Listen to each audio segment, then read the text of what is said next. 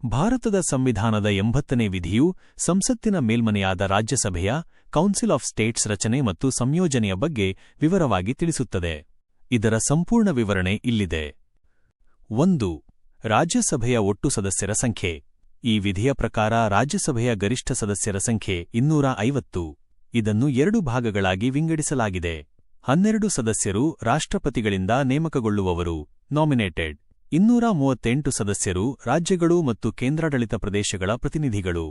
ಗಮನಿಸಿ, ಪ್ರಸ್ತುತ ರಾಜ್ಯಸಭೆಯಲ್ಲಿ 245 ಸದಸ್ಯರಿದ್ದಾರೆ. 2. ರಾಷ್ಟ್ರಪತಿಗಳಿಂದ ನಾಮನಿರ್ದೇಶನ 12 ಸದಸ್ಯರು. ರಾಷ್ಟ್ರಪತಿಗಳು ಈ ಕೆಳಗಿನ ಕ್ಷೇತ್ರಗಳಲ್ಲಿ ವಿಶೇಷ ಜ್ಞಾನ ಅಥವಾ ಪ್ರಾಯೋಗಿಕ ಅನುಭವ ಹೊಂದಿರುವ 12 ವ್ಯಕ್ತಿಗಳನ್ನು ರಾಜ್ಯಸಭೆಗೆ ನೇಮಕ ಮಾಡುತ್ತಾರೆ. ಸಾಹಿತ್ಯ, ಲಿಟರೇಚರ್, ವಿಜ್ಞಾನ, ಸೈನ್ಸ್, ಕಲೆ, ಆರ್ಟ್, ಸಮಾಜ ಸೇವೆ, ಸೋಷಿಯಲ್ ಸರ್ವಿಸ್. 3. ರಾಜ್ಯಗಳ ಪ್ರತಿನಿಧಿಗಳ ಆಯ್ಕೆ ವಿಧಾನ.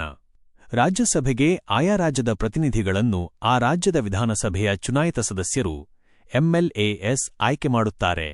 ಈ ಚುನಾವಣೆಯು ಏಕವರ್ಗಾವಣೆಯ ಮತದ ಮೂಲಕ ಅನುಪಾತದ ಪ್ರಾತಿನಿಧ್ಯ proportional representation by means of the single transferable vote ಪದ್ಧತಿಯಲ್ಲಿ ನಡೆಯುತ್ತದೆ.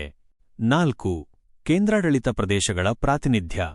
ಕೇಂದ್ರಾಡಳಿತ ಪ್ರದೇಶಗಳ ಪ್ರತಿನಿಧಿಗಳನ್ನು ಸಂಸತ್ತು ಕಾನೂನಿನ ಮೂಲಕ ನಿರ್ಧರಿಸಿದ ರೀತಿಯಲ್ಲಿ ಆಯ್ಕೆ ಮಾಡಲಾಗುತ್ತದೆ.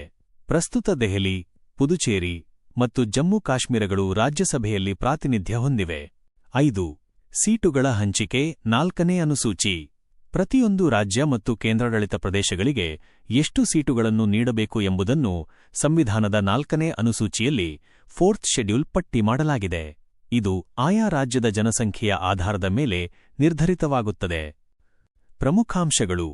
ರಾಜ್ಯಸಭೆಯು ಒಂದು ಶಾಶ್ವತ ಸದನ. ಇದನ್ನು ವಿಸರ್ಜಿಸಲು ಸಾಧ್ಯವಿಲ್ಲ. ಸದಸ್ಯರ ಅವಧಿ 6 ವರ್ಷಗಳು.